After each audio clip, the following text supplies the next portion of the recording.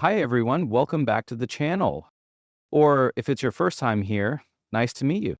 This channel is all about learning English through real stories from history. Because when you learn something interesting, you also remember new words better. Today's story is very sweet and very famous. It's about something we all love, chocolate. Have you ever wondered, where does chocolate come from? Who was the first person to make it? And how did it become the sweet treat we know today? Today, we're going to travel through time from the ancient Maya and Aztecs to European kings and queens, and finally, to your favorite chocolate bar in the shop. While you enjoy the story, you will also learn some useful English words like cacao, sweet, bitter, ceremony, and more. We'll go slowly, and I'll explain everything in simple English.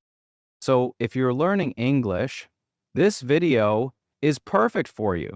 It's not just about history, it's also about listening, reading, new vocabulary, and most of all, having fun.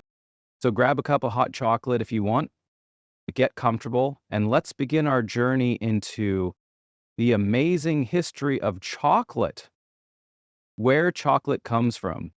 Let's start our chocolate story at the very beginning, not in Europe, not in the supermarket, but in the deep jungles of Central America more than 3,000 years ago. This is the home of the Maya and later the Aztecs, two great ancient civilizations that loved one special thing, cacao, the sacred tree. The cacao tree is a beautiful tree that grows in hot, rainy places. It gives us cacao pods, big, colorful fruits with seeds inside. These seeds are what we now call cacao beans, the start of all chocolate. But back then, chocolate was not sweet. The Maya didn't eat chocolate like candy. They made it into a drink, dark, bitter, strong. And it was very, very special. Maya chocolate rituals. For the Maya, chocolate was more than food, it was sacred. They believed it came from the gods. They used it in many parts of life, in religious ceremonies, in marriage rituals, even in funerals. Some Maya people painted pictures of gods drinking cacao. In fact, the word chocolate comes from the Nahuatl word excolatl, meaning bitter water. Maya nobles and kings drank cacao during meetings and festivals. It was a drink for the powerful and for the gods. Chocolate in my yard. If you look at old Maya art, carved stones, painted pottery, you will often see scenes of people pouring chocolate from one cup to another. Why? Because the Maya believed that pouring the drink made it more powerful. It also made the chocolate frothy, like a natural foam on top. This foam was considered the best part, so they didn't just drink chocolate. They performed it like a little show. The Aztecs and cacao was money. Later, the Aztecs ruled a big empire in what is now Mexico. They loved chocolate too, maybe even more than the Maya. But the Aztecs had a different idea. They didn't grow cacao in the capital, it was too cold. Instead, they got cacao beans from warmer areas through trade and taxes. And they did something amazing with it. The Aztecs used cacao beans as money. Yes, real money. Here's how much things cost. One cacao bean equals one small tomato. 10 cacao beans equals one rabbit. 100 cacao beans equals one turkey. You could buy food, clothes, or even pay your taxes with chocolate beans. So chocolate was not just a drink, it was also an economy only for the elite. In Aztec society, only nobles, priests, and warriors could drink cacao. It was not for everyone. The Aztecs believed cacao gave strength and energy. Warriors drank it before battle. Priests drank it before important ceremonies. Even the great Aztec Emperor Montezuma was famous for drinking cacao. According to some stories, he drank over 50 cups of chocolate a day. But remember, it was bitter, not sweet. And it was mixed with things like chili, maize, corn, and even flowers. What was in it? Aztec chocolate was often spicy. They added ingredients like chili pepper, vanilla, cornmeal, and sometimes honey, but only a little. So the flavor was very different from today. It was a powerful, serious drink, not a dessert. Cacao and belief. For both the Maya and Aztecs, cacao had spiritual meaning. They believed it helped connect them to gods and ancestors. It was part of creation stories. Some myths even said humans were made from cacao and corn. So when we eat a chocolate bar today, we're tasting something that once had deep religious power. How it traveled. Cacao didn't stay in one place. It traveled through rivers, markets, and roads. People traded it across hundreds of kilometers. It was one of the most important products in the ancient Americas. So when the Spanish arrived in the 1500s, they didn't discover chocolate. They found a world where chocolate was already rich, powerful, and ancient. But that part of the story is for later. Let's learn some words together. Cacao, the plant chocolate comes from. Pod, the big fruit of the cacao tree. Beans, the small seeds inside the pod. Bitter, not sweet, a strong taste. Great, now you know where chocolate comes from and how it started as a powerful drink in ancient times. In the next part, we'll see how chocolate traveled across the ocean and changed forever when it came to Europe. Stay with me, it's going to get even more interesting.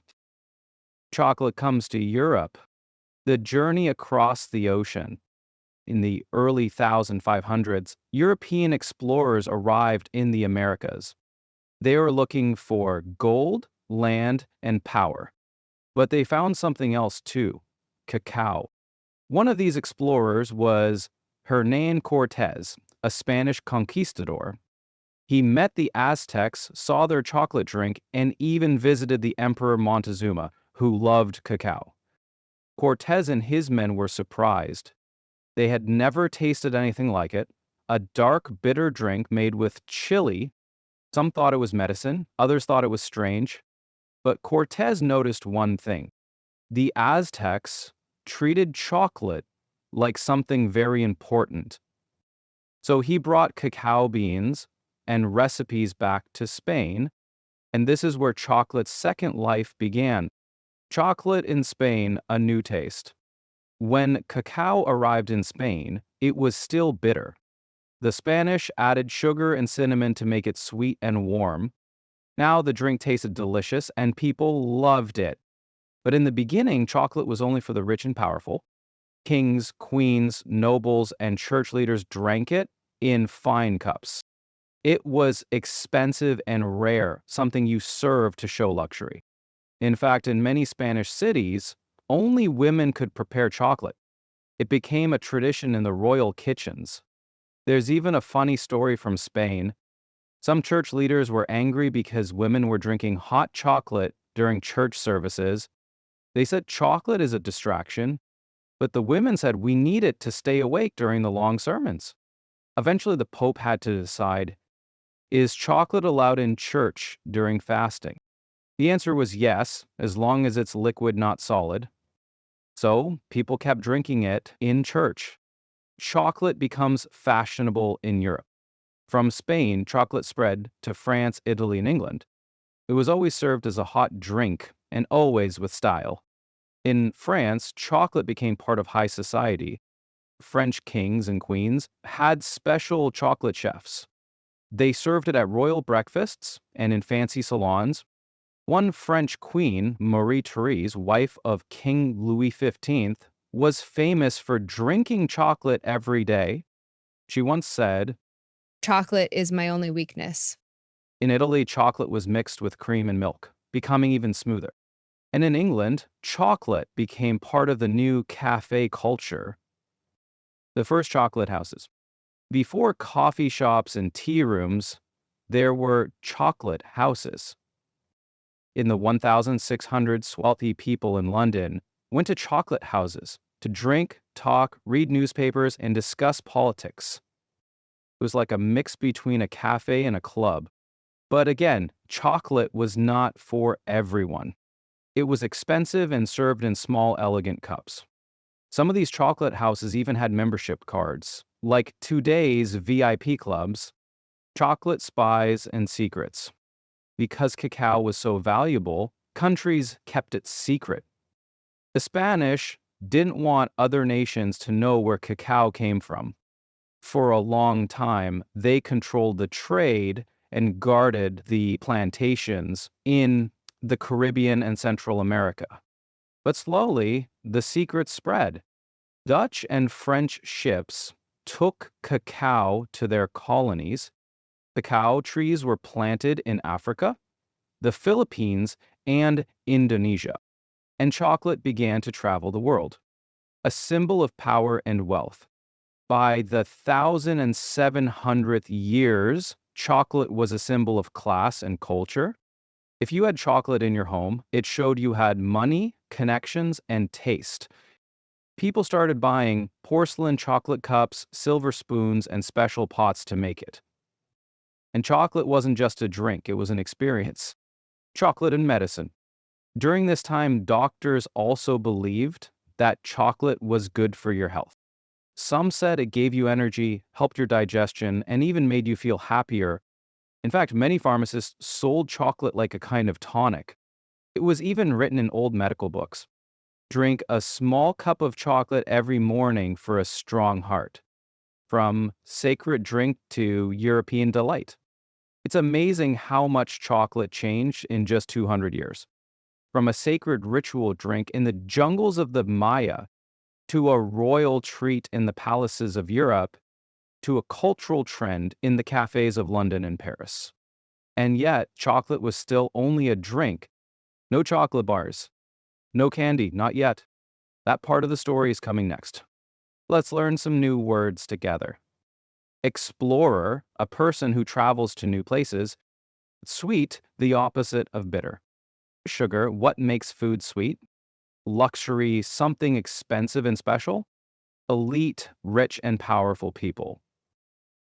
Chocolate in the modern world. The Industrial Revolution changes everything. In the 19th century, Europe was changing fast. Machines were now doing the work that people used to do by hand. This was the time of the Industrial Revolution, and it changed the story of chocolate forever. Before this, chocolate was only a drink made slowly and by hand, but now machines could grind cacao beans faster and better. Factories could produce more chocolate and more affordable chocolate. This was the beginning of modern chocolate. The first chocolate bar. In 1847, in England, a company called Fry and Sons made something new. The first solid chocolate bar. They mixed cocoa powder with sugar and a little cacao butter and shaped it into a bar you could hold in your hand and bite. People were amazed. It was a brand new way to enjoy chocolate. You didn't need a cup or a spoon anymore, just your fingers and your teeth. This invention changed everything. Now, chocolate was not just for the rich. It was becoming a sweet treat for everyone. The birth of milk chocolate. A few decades later, in Switzerland, two men made chocolate even sweeter and creamier. The first was Daniel Peter. In 1875, he had a brilliant idea. What if we mixed chocolate with milk? At first, he had a problem. The milk made the chocolate too wet. But he worked with a friend, Henri Nessel, who made powdered milk. Together, they created the world's first milk chocolate bar. People loved it. It was softer, sweeter, and easier to eat. This was the chocolate that would go global. The rise of chocolate brands. In the late 19th century, chocolate became big business. Famous brands were born. Lindt, Switzerland, 1879. Cadbury, England, 1824. Nestle, Switzerland, 1866. Hershey, USA, 1894. Each company had its own style, recipes, and ideas. They created logos, wrappers, and advertisements. They built factories, hired workers, and opened stores. Some even created chocolate towns, places where the factory and homes for workers were all in one place. For example, Milton Hershey built a whole town in Pennsylvania, USA, just for his chocolate company. Mass production, mass joy. By the early 20th century, chocolate was everywhere. People could buy it in shops, at train stations, or on the street. It was packaged in colorful paper, sold in boxes, and used for gifts, holidays, and romance. Valentine's Day became a chocolate tradition. So did Easter, Christmas, and birthdays. Chocolate had become part of daily life. New chocolate inventions. With new machines and ideas, chocolate makers got more creative.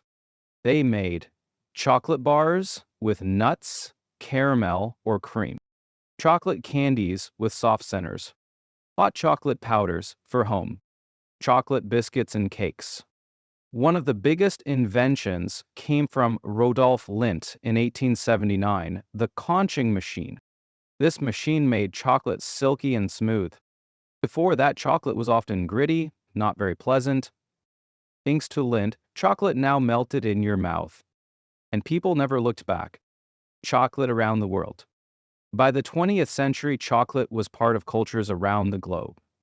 In Japan, chocolate became a Valentine's gift tradition, with women giving it to men. In Africa, cacao plantations became major sources of income, but also places of hardship, which we'll explore later.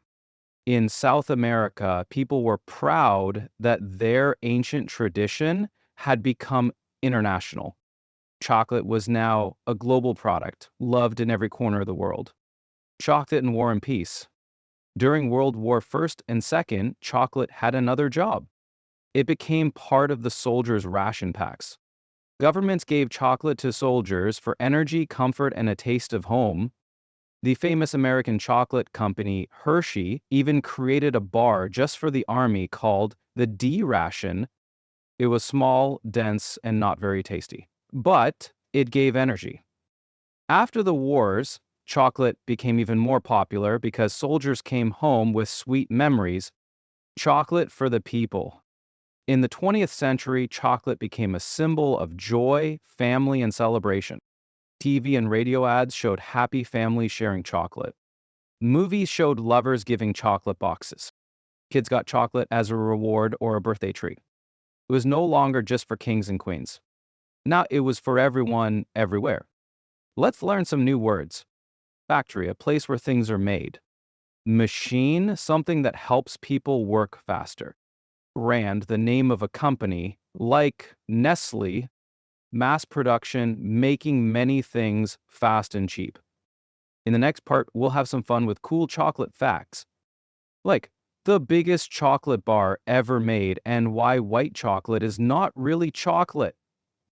Stay with me. The sweetest part is still coming. Fun chocolate facts. All right, now that we know the history, let's talk about some fun and surprising chocolate facts. Some of these might make you smile, and some might really surprise you. Fact 1, the biggest chocolate bar in the world. The largest chocolate bar ever made was in the UK. It weighed over 5,000 kilograms. That's like a small car made of chocolate. Would you eat it or sleep on it? Fact 2, chocolate and the theater. In the 19th century, people in Paris sold hot chocolate at the theater. It was like popcorn today. You watched a play and drank chocolate. Very fancy, right? Factor 3, chocolate soap. Yes, it's real. You can buy soap that smells like chocolate, but don't eat it. Fact 4, white chocolate is not real chocolate. Did you know white chocolate has no cacao solids? That's why some people say it's not real chocolate. But hey, if it tastes good, who cares? Fact 5, the country that eats the most chocolate. Which country eats the most chocolate? The answer, Switzerland. People there eat about 8-9 kilograms of chocolate every year. That's a lot of sweetness. Fact 6, chocolate has been to space. Astronauts eat chocolate too. Since the 1960s, NASA has sent chocolate into space, in bars, powders, and even drinks. It's light, high energy, and it makes astronauts smile. So yes, chocolate is out of this world. Fact 7. The world's first chocolate advertisement was a poem.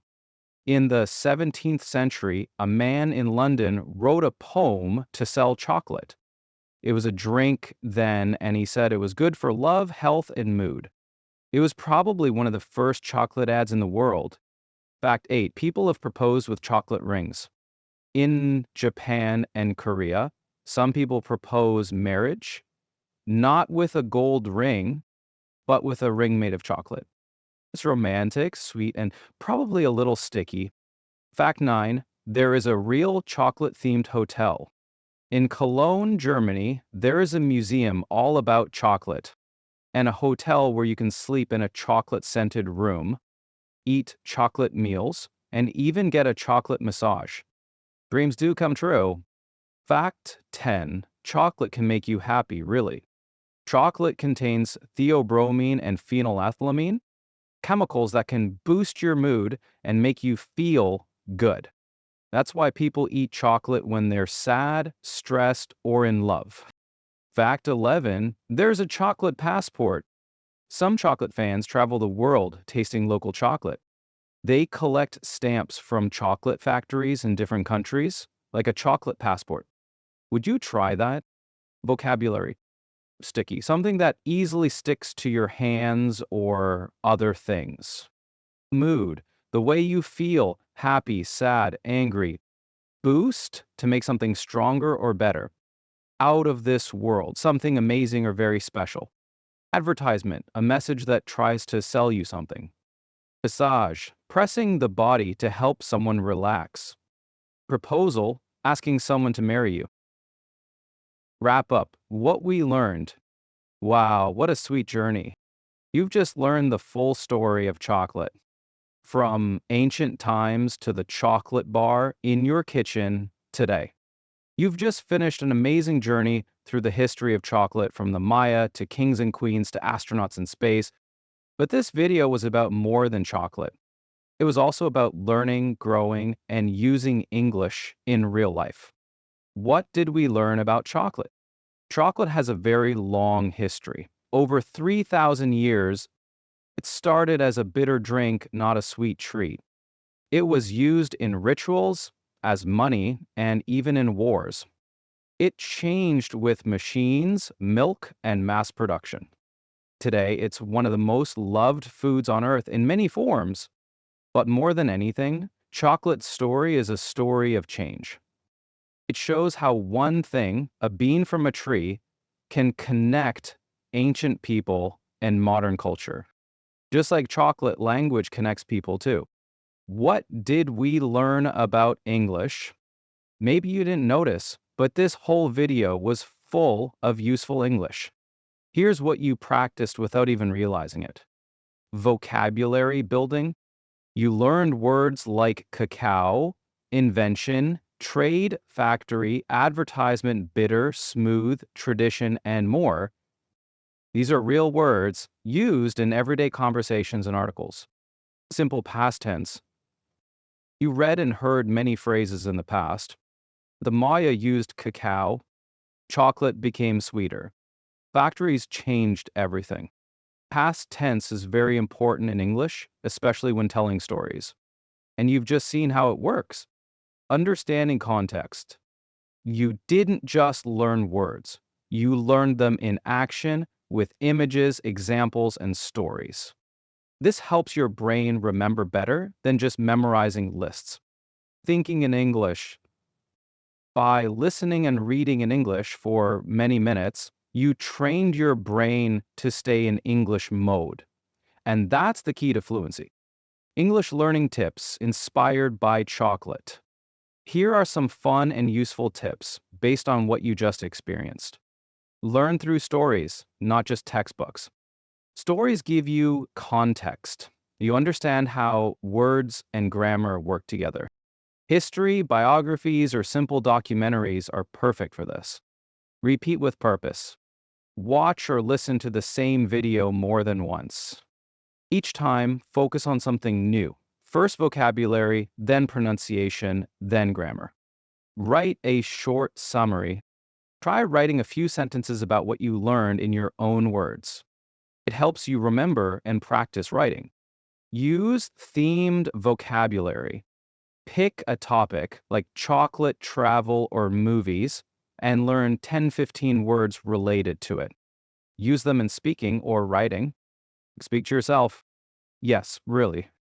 Talk to yourself in English.